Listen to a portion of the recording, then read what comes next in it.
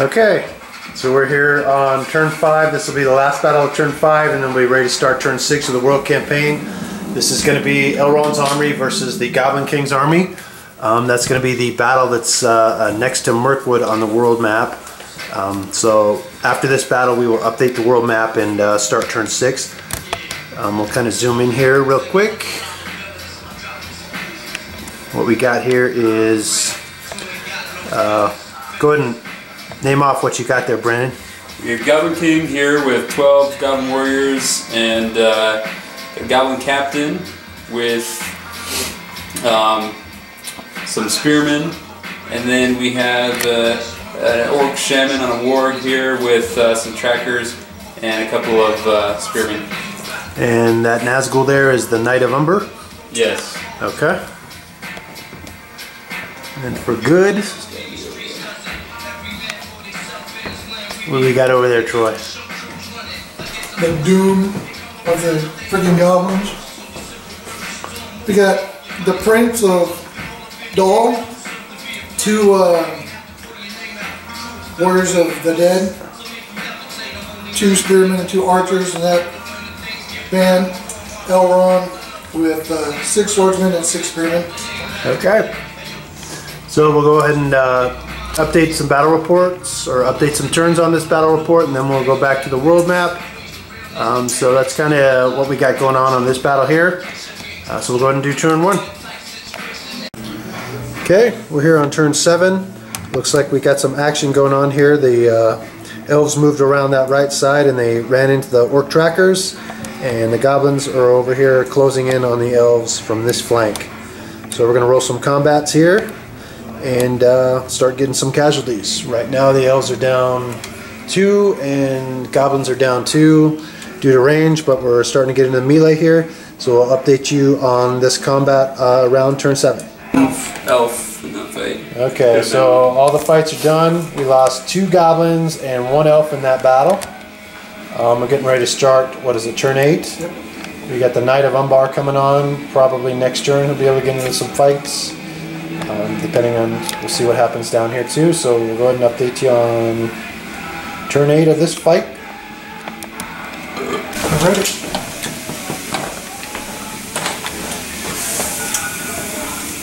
How come we didn't get any of this commentary when I'm back?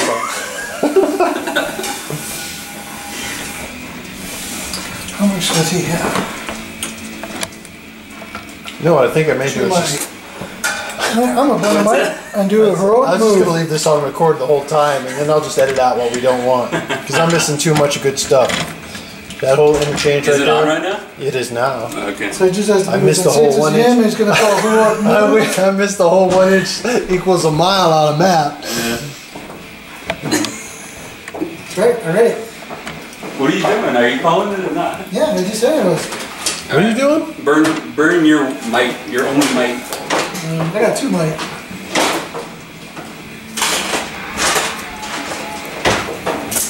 I'm gonna edit this way down. Alright, so you're calling a heroic move. So it's only going to affect these 6 guys, right? You don't have, there's no way. Nope, just those 6 guys. Oh. No, your hero has to move first. And then they all got to finish within 6 Within 6.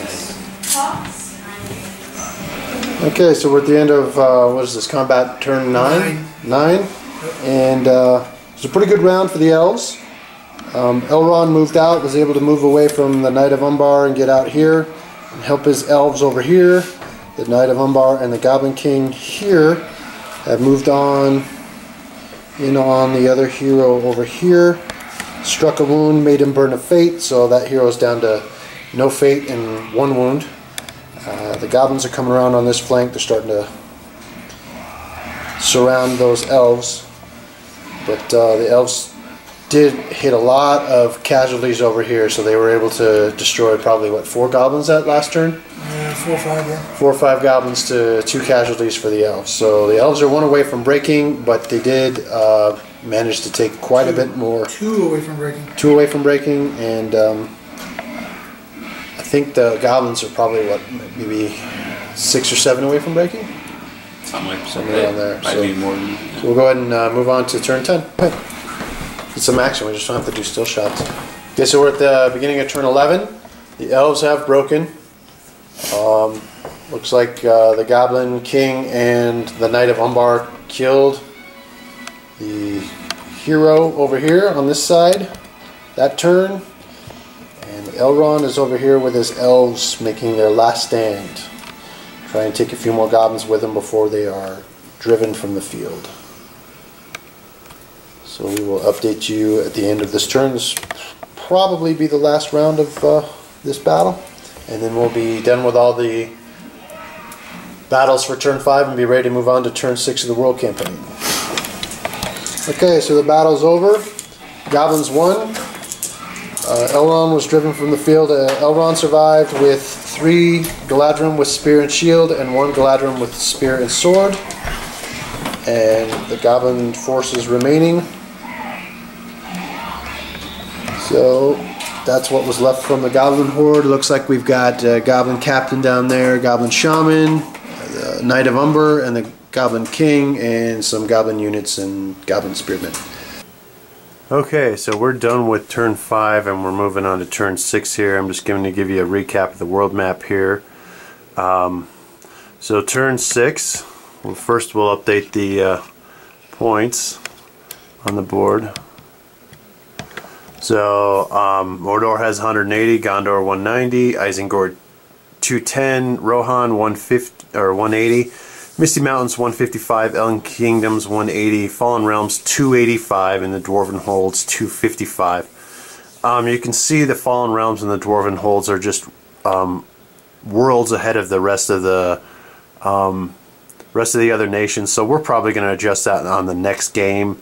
I only see this game probably going 2 or 3 more turns, and then we're going to restart this probably with some map adjustments for sure, because the Fallen Realms and the Dwarves, they just take too long to get into the battle, and by the time they do, they're just so huge and unscratched and unscathed that they roll over whoever they hit. So right now Mordor is just being crushed by the Dwarves, and Gondor is about to get crushed by the Fallen Realms. If you see there, Minas Tirith, that's going to be probably the major battle for next turn. We've got that Army 1 and Army 2 to the right and left of it, and that Army number 2 in Minas Tirith, that's Boromir's army. It's about 1,000 points strong, which is pretty respectable, but both of those Fallen Realms armies are well over 1,000, so that's going to be a huge battle.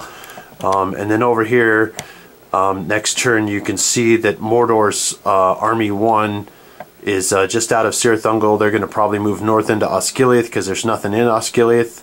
But Army 2 has fallen back to Borodur, and the Dwarven armies 1 and 2 are right on their doorstep.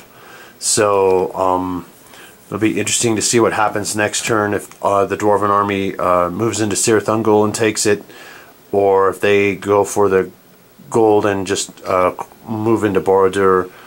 Over here, in the center of the map, if you look, Isengard Army 1 is about to move into Aedoras there. Aedoras currently has no forces in it, so next turn, even if I drop guys into Aedoras, it's going to be a hard-fought battle to defend against Isengard's army there.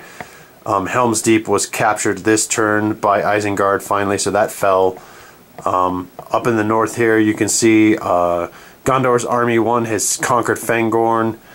And up here in the north, Rohan's Army 1 has captured Mirkwood. So even if Aedoras falls next turn, I still have a capital. I can convert Mirkwood into my capital if I want to. So it'll be kind of like a shifting on the map where Rohan has kind of moved north into Mirkwood, and that's where they'll establish their stronghold or their foothold.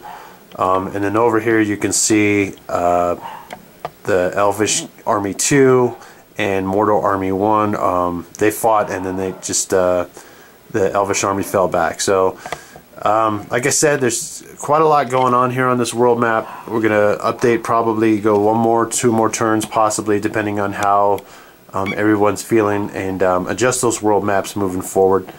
I got a new world map in the work that I'm going to hopefully have ready for the next game. But we'll go ahead and update some more battle reports, and we'll start posting some turn 6 stuff here shortly.